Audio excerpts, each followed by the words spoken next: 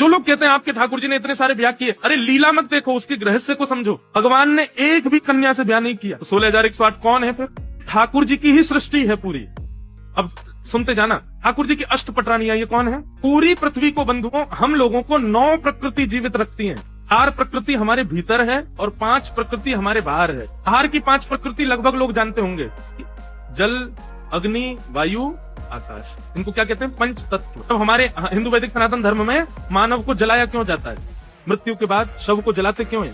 ताकि पंच तत्व में चले जाएं। आयु का तत्व वायु में जाएगा, अग्नि का तत्व अग्नि में जाएगा, पृथ्वी का तत्व पृथ्वी में जाएगा, जल का तत्व जल में जाएगा। ये सारे तत्व अपनी जगह अपने अपने स्थान पर चले जाएंगे।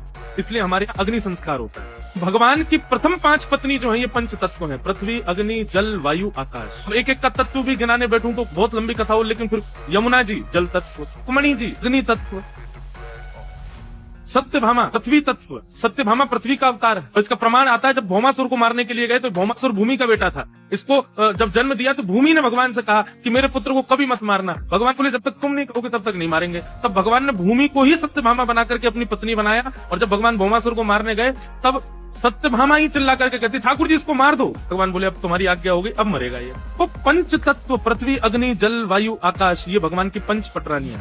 तो हमारे भीतर 4 प्रकृति रहती है, मन, बुद्धि, चित्त और अहंकार। ये 4 हमारे भीतर के तत्व हैं, जिनमें से चित्त तत्व जो है ये भगवान है, जिसको हम आत्मा कहते हैं।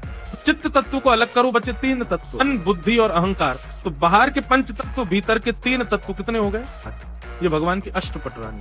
अब आते हैं 16,100, ये कौन है? उपासना कांड। वैदिक मंत्रों में जितने भी मंत्र कृष्ण की उपासना के हैं ऐसे 16,100 मंत्र हैं। और उन समस्त 16,100 मंत्रों को ठाकुर जी ने एक मूर्त रूप देकर के उनसे ब्याह किया। ब्याह क्या किया? वो उन्हीं के ही हैं, ठाकुर जी के ही हैं। भगवान ने किसी स्त्री विशेष से ब्याह नहीं किया है। अच्छा चलो किया भी। 16,108 के साथ अकेले कृष्ण नहीं रहते हैं, 16,108 रूप धारण करते हैं ठाकुर जी। और हर पत्नी के साथ एक ही समय पे सारी पत्नियों के साथ ठाकुर जी रहते हैं। आप रह सकते हो? कोई रह सकता है हम में से? ठाकुर जी की होड़ मत करो। ठाकुर जी जो कहते हैं बस उसका पालन करो।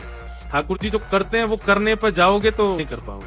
हिरण्यकश्यप यही तो चाहता था मैं ठाकुर जी जैसा बनूं। कंस यही तो चाहता था मैं इनके जैसा बनूं। ये सारे राक्षस वही तो हैं जो ठाकुर जी से कंपेयर करते हैं। आज भी जो लोग कंपेयर कर रहे हैं राक्षस ही हैं वो। ठाकुर जी जैसे नहीं बन सकते आप। हाँ, भक्त जैसे बन सकते हो, सूरदास जैसे बन सकते हो, मीराबाई जैसे बन सकते हो, तुलसीदास जैसे बन सकते